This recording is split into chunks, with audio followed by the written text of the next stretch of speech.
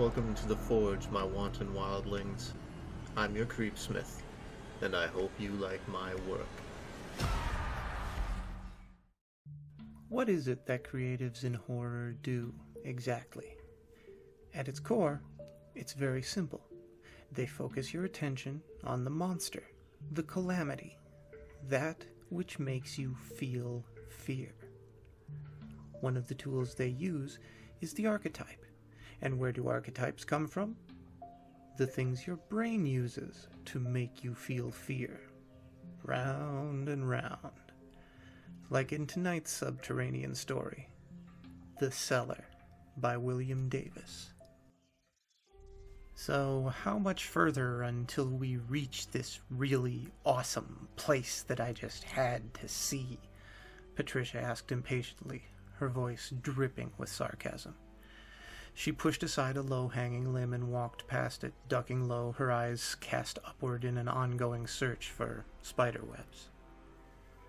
It isn't too much farther, Zack answered her. Why do you sound so irritated? Trust me, you'll love this. Patricia slapped absent-mindedly at the insects crawling on her neck, searching for a suitable place to feast. She missed her intended target, her neck stinging from the blow, sending the bugs into flight once more, where they circled around her, waiting for the opportune moment to land and drink. I'm irritated, she began, because I'm walking through the woods. I'm hot. I'm sweaty. I'm being eaten alive by insects. I got spider webs in my hair, and now they feel like they're crawling on me. And I'm tired. She exhaled loudly. All this to see something that you insist I'll love, but that you refuse to explain. A loud clap of thunder shook the earth beneath their feet. Large black and purple clouds rolled overhead, blotting out the sun, casting the world around them in ominous shadow like a foretelling of tragedy to come.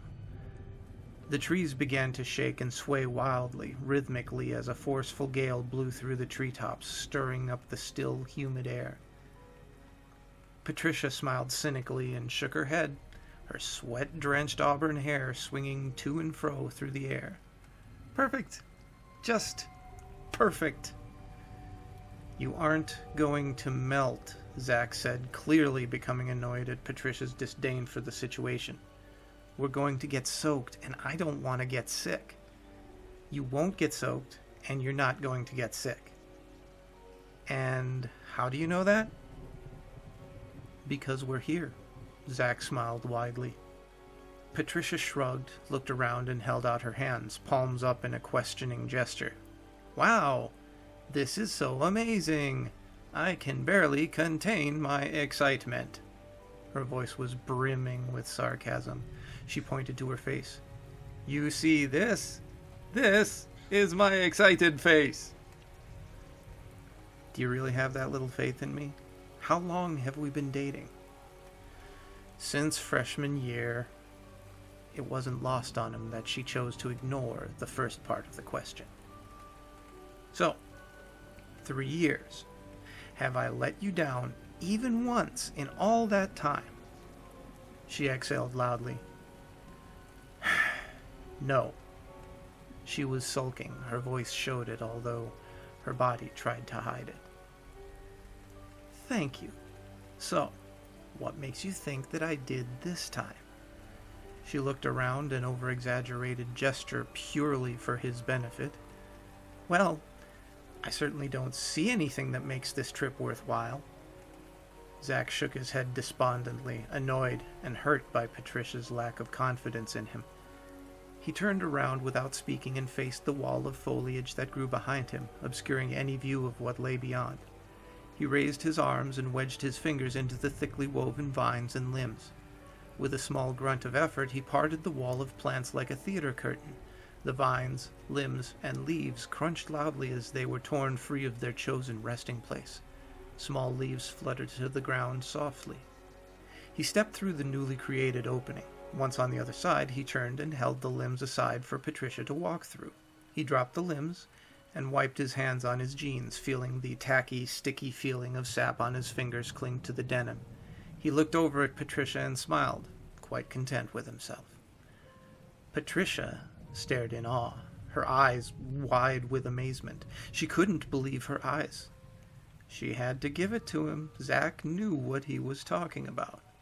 This was the most spectacular thing that she'd ever been privileged enough to witness in all of her 17 years. The view that her eyes beheld was without a doubt worth the inconveniences that she'd had to endure to get here. She felt a twinge of guilt at the attitude that she'd so readily handed to Zack on their trip there. They stood at the edge of a small clearing, completely edged by thick curtains of foliage. Despite the lack of trees in the clearing, branches hung thickly overhead, stretching out over the clearing, casting it in dark shades of gray. The limbs swayed in the wind, causing the shadows to shift and dance on the ground beneath them. A large cluster of boulders sat to their left, covered in moss. Patches of mushrooms grew sporadically throughout the clearing, mixed among the overgrown, vibrant green grass. An eerie silence filled the place. The sounds of birds, insects, even the wind rustling through the limbs, completely absent. The air had a stale quality. It felt as if it had been locked in a container for ages, something from another time. A structure stood in the center of the clearing, a cottage. It was an old building, dating back well over 100 years by her estimation. The walls were made of large pieces of stone, and the roof was constructed of straw and hay. A stone chimney rose from the far side of the building, protruding from within the straw. 2 windows were set into the wall that faced them. Even from the distance that they were from the cottage, perhaps 25 yards, she could clearly see the small ripple in the corners of the windows, a byproduct of the glass-blowing process used in that long-ago time. A small front porch, wooden, held what appeared to be a homemade swing and a rocking chair. A door, also wooden, was ajar, leading inside. The airspace directly above the cottage was clear, the limbs that wove themselves above their heads seeming to grow away from the cottage, almost as if they refused to go near the place. Even the clouds that had rolled in and blacked out the sky seemed to steer clear of the cottage. A thin beam of sunlight shone down on the structure like a spotlight, highlighting it in the surrounding gloom. "How did you ever find this place?" Patricia asked, her voice teeming with amazement. "Mom and I got into it, so I just started walking, trying to cool off and think. I was just wandering." "And you just happened to stumble upon it?" Her voice hinted at disbelief. "I did. It's amazing. I've explored these woods all my life, and this was just over a mile from my house. I've never seen it before 2 days ago." A cacophony of thunder broke the otherwise silent surroundings. Bolts of white lightning tore through the sky, illuminating black clouds with hues of purple and gray. The first drops of rain, frigid in the warm air, began to fall at their feet. "Let's go in," Zack said. "We can wait out the storm while we look around." Patricia took Zack's hand in her own, lacing her fingers between his, and began to walk toward the cottage. All was forgiven, Zack noted. He'd come through, as he knew they would. "Have you gone inside?" "No. When I found it, I just thought of you. I know you love all this ancient architecture and artifact stuff. I wanted to wait until you were with me." She felt another twinge of guilt for her earlier behavior. She looked at him, eyes watery, and smiled sweetly. "Oh, babe, that's so sweet and considerate of you." Zack smiled back at her, returning her open display of affection. He squeezed her hand gently. "It can be our own little adventure together." The wooden boards that comprised the small porch bowed slightly under their weight as they took the small step up from the ground. Several of the boards groaned and squealed in protest. When was the last time someone had stood upon the threshold of this structure? Months? Years? Decades?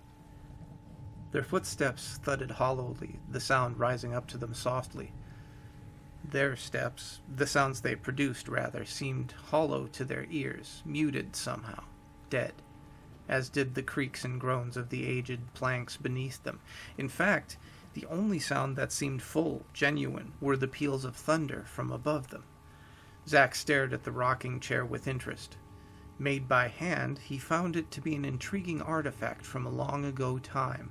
The frame had been formed from thick tree limbs bent and molded to the desired shape. Smaller, more pliable limbs formed the back and seat. Long grasses and straw, brown, dead, were woven in and out of the supportive limbs, a tapestry of nature. Spider webs even filled each available crevice, but Zack noticed the webs appeared old, unused, with no trace of the creatures that had constructed these magnificent feats of architecture in sight. He gave the chair a soft push, and it rocked backwards, moving as smoothly as the day it had been constructed. Patricia examined the swing with the same interest that Zack had shown the chair. Wood framing, smaller lattice work, grass and straw support. It seemed to be constructed in much the same manner as the chair had been. The swing hung from the rafters by means of an ancient rope, worn and frayed, yellow with age. The rope was partially obscured by a bright green growth of moss and lichens. As tempted as she may have been, she rebuked the urge to sit in the swing, not trusting the weather-beaten strands to support her weight after the test of time. Above them, they could hear the wind whipping through the trees as the storm continued to worsen, muted, muffled, as was every other sound. On the ground, the air was still, stale, and old, as it had been upon first entering the clearing. The only sign of the squall was the growing rapidity of raindrops splattering silently on the ground just beyond the reach of the porch's overhanging roof. Zack pushed on the front door, and it opened slowly. It glided smoothly on its aged hinges, free from the expected rust. A dim rectangle of light stretched out across the room, his silhouette clearly outlined on the floor. He leaned forward, his head crossing the threshold of the doorway, and craned his head around, peering from side to side. "See anything?" Patricia asked, nervously. Zack couldn't speak for several moments, so taken aback was he by what he was beholding. If he hadn't seen it with his own eyes, there was no way he'd believe the tale. Even as the one to behold his sight, his mind tried to refuse, to tell him that this was not possibly what he perceived. "Zack?" Her voice was growing more nervous. Within that nervousness, Zack thought he heard her impatience mounting. The rash, impetuous girl that he'd dated for 3 years was falling back into her basest urges. The need to know, and the need to know right now. She prodded him lightly, causing him to start. She couldn't suppress the small chuckle that fought to free itself from her throat at this. In fact, she didn't even try. "Huh?" Zack asked, almost as if he were rousing from a deep sleep. Her question finally hit home, so he answered. Actually, yes, I do." "Well, then, go in. I want to see, too." Impatient. Eager. Zack didn't say anything in response. There was no point. Patricia usually got what she wanted. He'd been dating her long enough to know that little fact by heart. He knew he was partially to blame for that. He did always fold under her demands, after all. And what of that? He liked to please her. Her happiness made him content. He wouldn't go so far as to say that he loved her. He was much too young for that, being only 17. But he knew that he cared for her, deeply. The young couple walked into the cottage. A small gasp escaped from both of them, Zack especially impressed with his own gasp, being that he'd just seen this view from the outside only seconds ago. He couldn't help it, though. Even if he saw this many times, he would feel the same sense of shock each and every time. It was just amazing. Stepping into the cottage was something akin to stepping into a different era. The sight brought to mind scores of movies that he'd seen, movies in which the scene took place in a small house, a house very much like this one. But there was something odd about it, something off-kilter, just not quite right. He knew that it was something blatant, an in-your-face discrepancy that he should see, but that he couldn't. What was it? He dismissed the feeling, figuring that it would come to him in time. All he had to do was step away, not focus on it.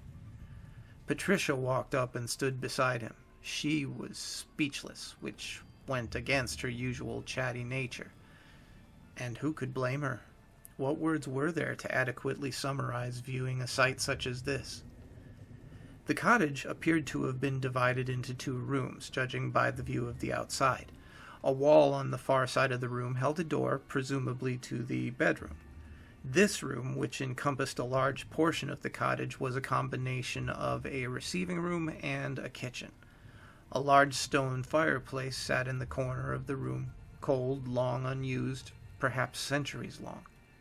2 large battle axes sat atop bolts that dug into the mortar of the fireplace, crossing handles in the typical display fashion. A group of chairs, made in the same manner as both the rocking chair and the swing outside, sat before the fireplace, the 5 of them facing each other, spaced equidistant from each other. The floor and walls were covered in carvings, some ancient dead language that the pair was unable to decipher. Randomly scattered amidst the words, various images had been carved: pentagrams, crescent moons, hexagrams, and ankhs. The word and pictures all spiraled out from the center of the room, which held, displayed prominently, a large beast carved into the floor. Although it was nothing more than a rough sketching, this carving, the beast so prominently displayed was beyond fearsome. If the picture was to be believed, it seemed as though it stood twice as tall as a man. It was a massive, hulking beast with 6 arms, standing atop 4 legs. A large tail protruded from its rear, with the head of a snake at its tip. In each of its 6 hands, the creature held a portion of what appeared to be a human body: both arms, both legs, head, and torso. Its mouth was open, revealing a large maw filled with large, sharp teeth. A cluster of eyes, much like a spider's eyes, sat above its mouth. 2 large, curving horns, similar to those of a ram, protruded from its forehead. Patricia inhaled sharply and drew closer to Zack, looping both her arms around his right. "I don't like this place," she said, refusing to relinquish her hold on him. "Scared?" Zack teased. "There's no reason for it. This is all just ancient superstition." "I don't care. This place gives me a bad feeling. Can we just go?" Her voice was trembling. Zack looked down at Patricia, their eyes locking. In that moment, he could see the terror in her eyes. His heart reached out to her, empathizing with her. He smiled down at her, his eyes lighting up. He began nodding his head gently. "Of course we can." He took her by the hand and turned back to the door. As he pulled the door open, he was blown back forcibly by a large gust of wind, which knocked them both to the floor. Heavy mists of rain were blown into the room in waves, frigid, icy. The pair clambered to their feet and walked to the door, stunned. Outside, the light drizzle had worsened, turning into a torrential downpour of hurricane proportions. Thick sheets of rain fell from the sky, hindering any view beyond the porch. Strong gales whipped through the clearing, pushing torrents of precipitation chaotically. The sky had darkened considerably, intermittently set alight by bursts of lightning, thunder rumbling overhead, now muffled as was every other sound in the strange clearing. We're gonna have to wait," Zack said. "You feel how cold this rain is? We could freeze to death before we even reach my house." Patricia looked out of the doorway despondently. "Okay," she replied. She spoke with calmness and assurance, but her expression gave truth to the turmoil of the feelings that raged within her. She was terrified and desperate to be rid of this house, this strange clearing. Zack backpedaled into the dismal cottage, pulling Patricia along gently. Once back inside, he closed the door, pushing roughly against the battling of the intruding wind. He turned from the door and put his arms around his girlfriend. My God, she was shivering. Did that picture really scare her that much? No way. She was probably just cold. They were both fairly damp from the rain that had forced itself into the cottage. He pulled her in tightly to him and began rubbing her arms and back. "It's okay," he said, trying to be reassuring. "As soon as the weather's better, we can both get out of here." "I'm okay," she replied. "I'm not sure why that picture got to me the way it did." She pushed away from him gently. "I'm fine now. Seriously," she added, after seeing the doubtful look on Zack's face as he stared down at her solemnly, his eyes searching her face methodically. She walked into the circle of chairs and took a seat. She stared into the vacant fireplace. "I'm cold," she said, more to herself than to Zack. Zack walked into the kitchen area of the room. "May as well finish looking around since we're stuck here anyway." He walked over to the iron wood burning stove and flipped open the hatch. Within were the ancient remnants of a fire, mostly burnt logs and piles of ash. Nothing really of interest. Finding nothing of real interest, he swung the door shut once more. It clanged with the now familiar and expected muffled quality. He turned, and his eyes landed upon a small wooden cabinet. Kneeling down, he pried the door, stuck after years of sitting, open, expecting to find nothing more than chopped firewood or ancient cutlery, old and rotted, perhaps swarming with termites or some other insect.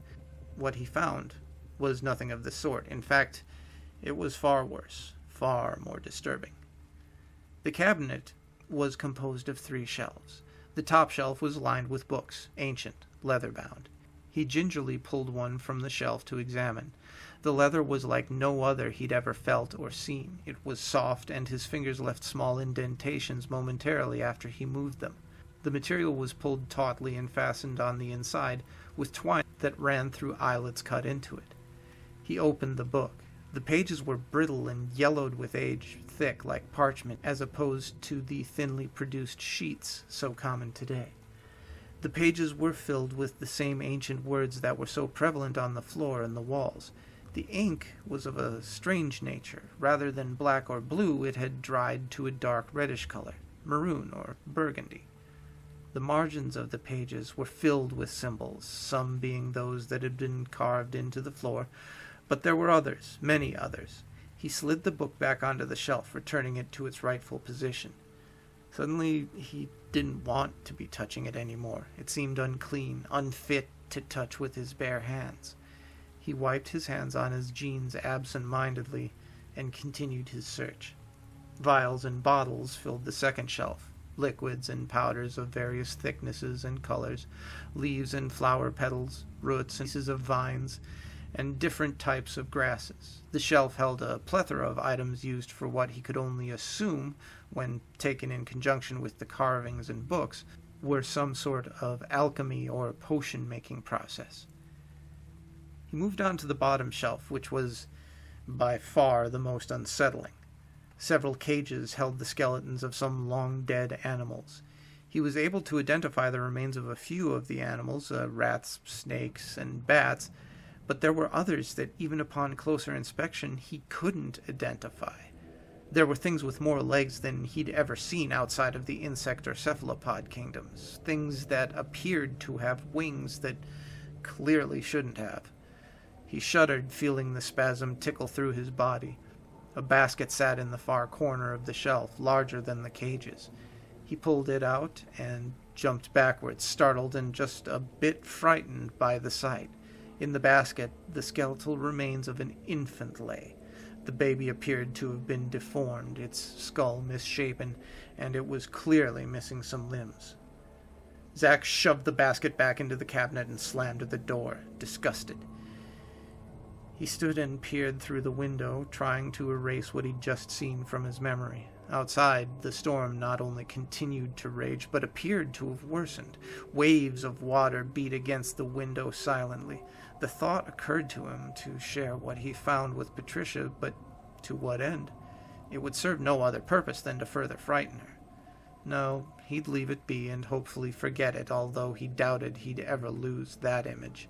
Even when the haze of senility began to corrupt his mind in the twilight of his life, he knew that image would always remain crisp.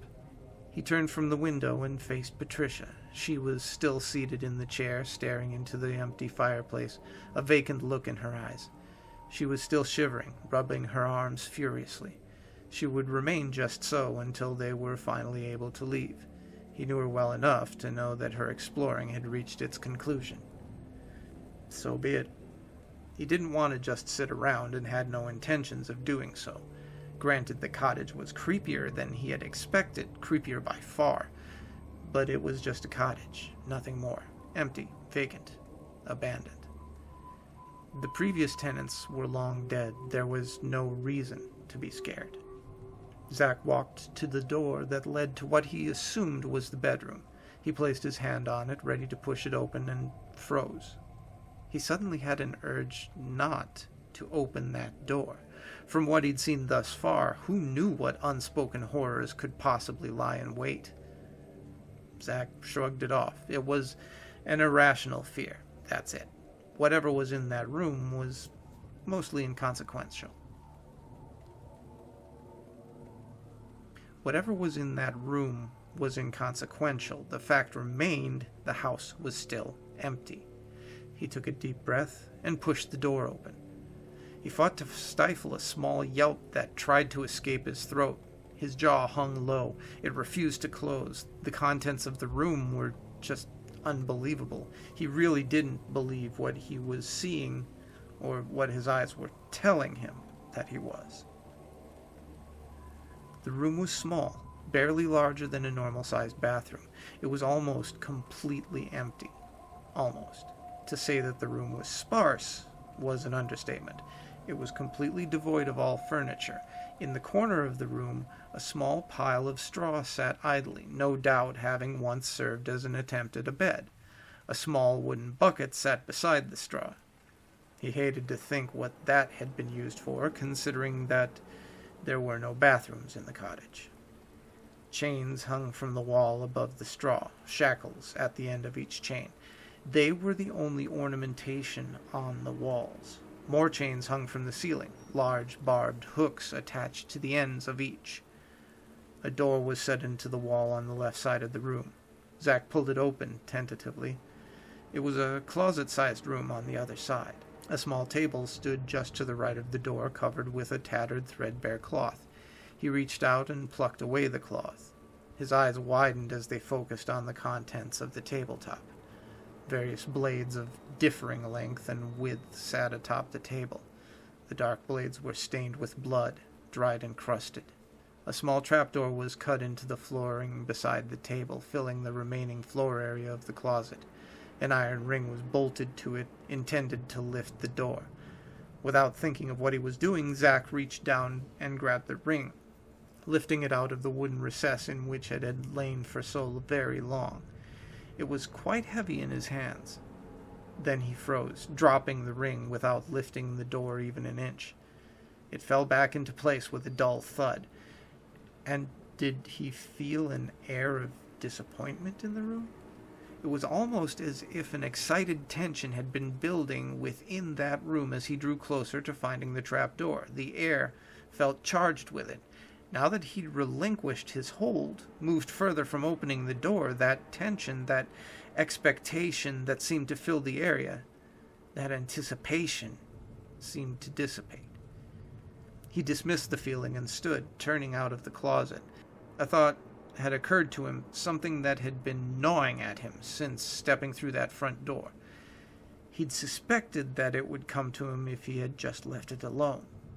He'd been correct. He walked out of the room, careful to mind the chains, those chains with their deadly hooks hanging from the ceiling. "Have you noticed," he said, walking back into the receiving room, "that this place was so clean? No dust anywhere, no cobwebs. And all this straw, the wood, the hay. How none of this stuff is rotted?" He was looking down at his feet in concentration as he spoke. "There's no sign of age here at all." His words were greeted with silence. He looked up. Patricia was gone. He could call out to her, but there'd be no point. The cottage only consisted of 2 rooms. This one was vacant, and he'd just exited from the other room. Maybe she was out on the porch. He pulled the door open, bracing himself against the expected pressure of the outside wind. Stepping onto the porch, the wind whipped around him, blowing swirls of rain around his body. The small drops stung as they struck his face, icy needles pricking into his skin, numbing it. The rocking chair rocked wildly, blown around by the storm, and the swing jerked and spasmed at the end of its ropes. But no sign of Patricia. Zack walked back into the cottage, forcing the door closed behind himself. Water dripped from his body, forming puddles on the floor beneath him. He shivered uncontrollably. He felt a mixture of worry and irritation building up within him. How could she just leave him here? And without even mentioning her departure to him. The rain was far too cold, and she didn't know her way around the woods. How could she expect to get back to his house without freezing to death? Did she really expect him to follow after her in this weather? Well, to hell with that. He pulled off his shirt and wrung it out. Water dripped onto the floor, adding to the small puddle at his feet. Stepping over the puddle, he walked to the chairs and sat down in the same chair that Patricia had been seated in. He could still feel the warmth from her accumulated body heat, and it felt nice on his chilly skin, soothing. His mind was slowly drawn back to the trap door. What was hidden down there? Why was the door hidden within the closet? Did he really even want to know what was down there, after seeing everything that was in plain sight? It gnawed at him, called to him, beckoning, taunting. He tried to push the thoughts from his mind, banishing them from his consciousness, but it kept coming back, that door. It was like an addiction, like someone who kicks the cigarette habit, only to have the craving constantly calling to them from the back of their waking mind. So, like most people, when their urge is stronger than their reasoning, he began rationalizing to himself, making the decision to descend below seem reasonable. Yeah, I'm pretty cold, he thought. I suppose getting up and moving around would warm me up. But it's a cellar, the clear, rational part of his mind argued. It would only be cooler down there than it is up here. Zack sniffed. There was a scent in the air, one that hadn't been present just moments ago. It smelled as if something were burning. His eyes focused on the fireplace, the most natural place for one to expect a fire. Small tendrils of smoke had begun to rise from the ancient cinders. They slowly began to glow a deep orange. Suddenly a small flame flickered into life.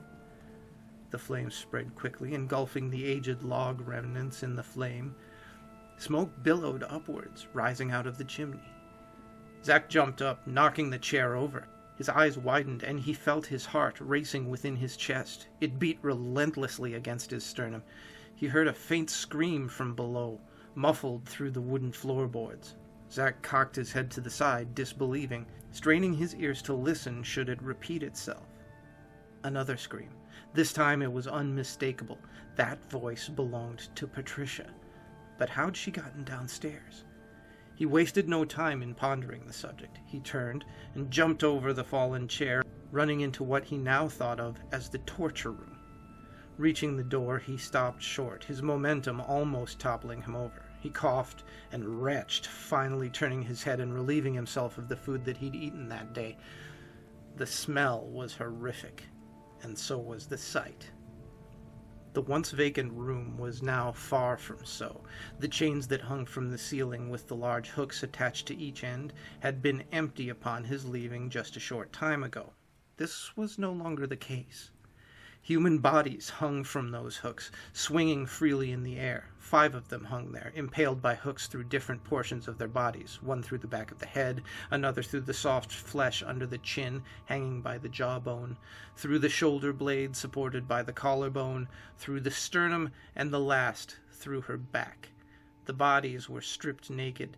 The surface area of each was covered in hundreds of lacerations and burns crossing each other, some so deep as to expose the white bone beneath. They were gray with decay, their bodies putrefying. Their stomachs were distended with gaseous buildup. Their eyes, those that still retained their eyes, bulged from their sockets. Their tongues hung from their mouths, swollen like limp scraps of flesh. Pools congealed, blood, tacky, almost black in the persistent gloom of the cottage, sat beneath each body. Maggots crawled within the holes and cuts, writhing and squirming, some falling to the floor, becoming stuck in the pools of blood. The stench was overpowering, filling the room with the noxious odor of decay. Another scream snapped him from his horrified trance. He pushed past the suspended bodies, edging along the wall, careful not to come into contact with the sickening cadavers that swung so gently through the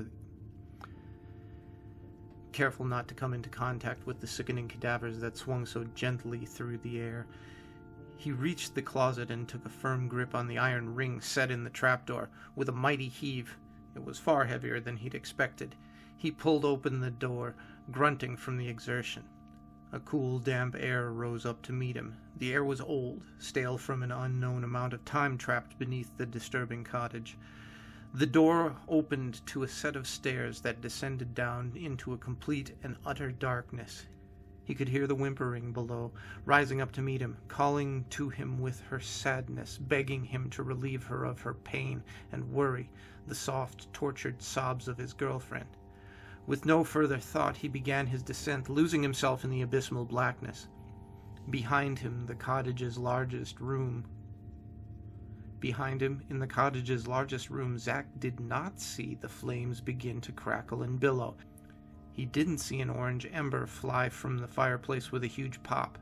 He didn't notice that it landed in the center of the room, right in the middle of the carving's many eyes, and he certainly never knew that the ember came alight, the flame tracing along the floors and up the walls, all the etchings, the words and pictures glowing in a fierce orange and red.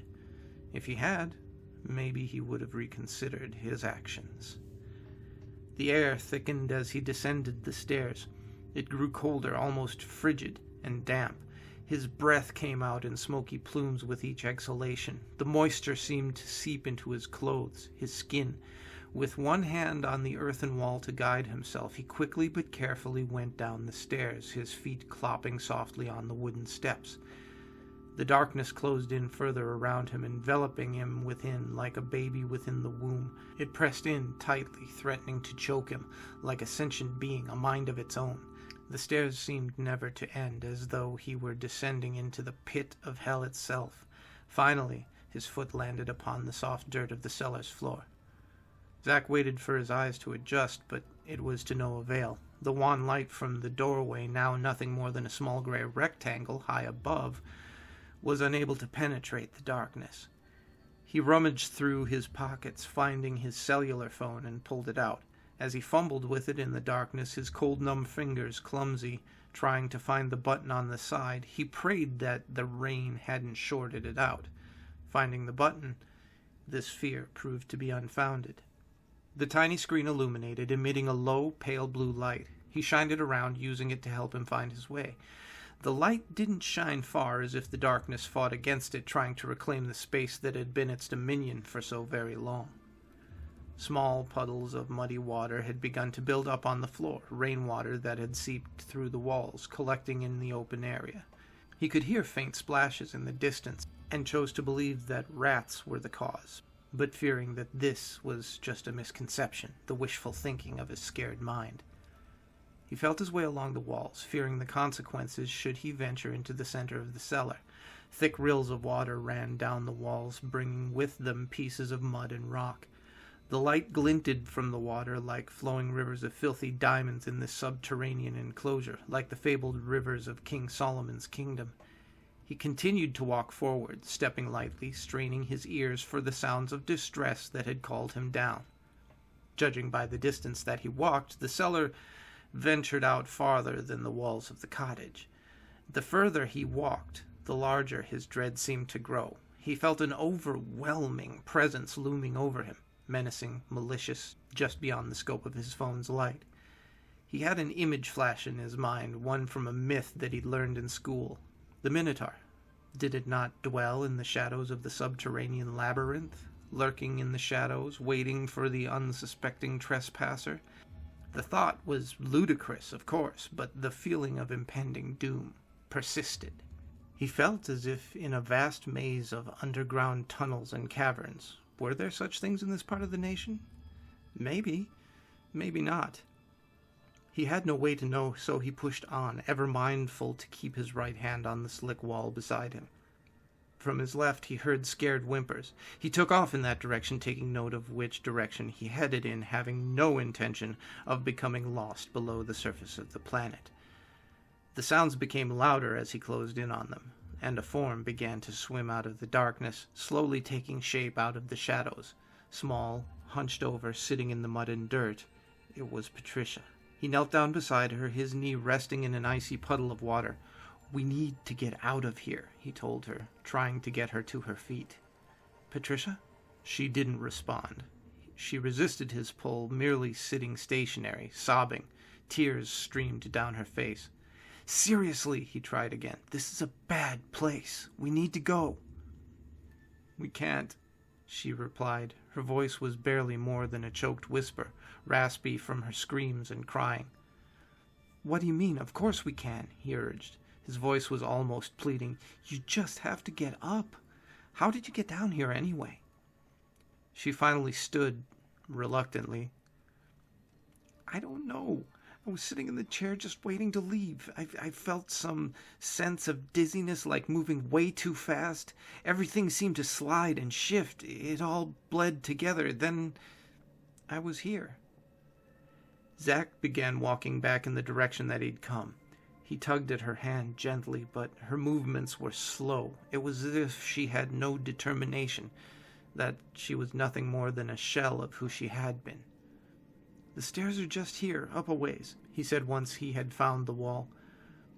Patricia jerked her hand free from his and stood her ground defiantly. "You aren't listening," she said angrily, almost spitting the words. Her face was twisted in anger and despair, frightening in the dim blue light. "It won't let us." Zach was confused. "What won't?" "It!" she said with finality. "That picture from the floor, it's down here. They conjured it up and it killed them, but they managed to trap it down here. Now it intends to feed." "What are you talking about?" he asked, his voice quavering. "How could you possibly know that?" She shrugged. "I just do. It makes sense. Why else would it be down here instead of roaming the woods, terrorizing hikers and anything else it comes across?" Despite the overwhelming darkness, Zach looked around. "There's nothing down here," he said more sharply than he'd intended. Her ravings were beginning to frighten him. "How do you think I got down here? Why do you think I couldn't find my way back up on my own?" She spoke with anger, like a mother talking to a petulant child. "It won't let me." Splashes of water to their side, lost in the darkness. Heavy thudding, rumbling the ground, growing closer. "It kept me alive to get you down here. Can't you see that?" Before Zach could respond, she was suddenly jerked backwards, quickly, violently, beyond the perimeter of the light. He heard a terrified scream and the sounds of crunching and snapping bone, then the sounds of wet chewing, and finally, silence. "Patricia?" he called out weakly, his voice only a shell, lost in fear, nothing more than a whisper. Growls, low and guttural, echoed from the walls. Footsteps closed in, shaking the ground beneath his feet due to the sheer enormity of the beast. Unmindful of the direction, lost in his terror, Zach ran. Any direction, it didn't matter, as long as it was away from that awful, hidden beast. His footsteps echoed lightly as he ran. Water splashed up, soaking his pants, legs, as he sped through the puddles. Which way was the door? Where were the stairs? He had no idea.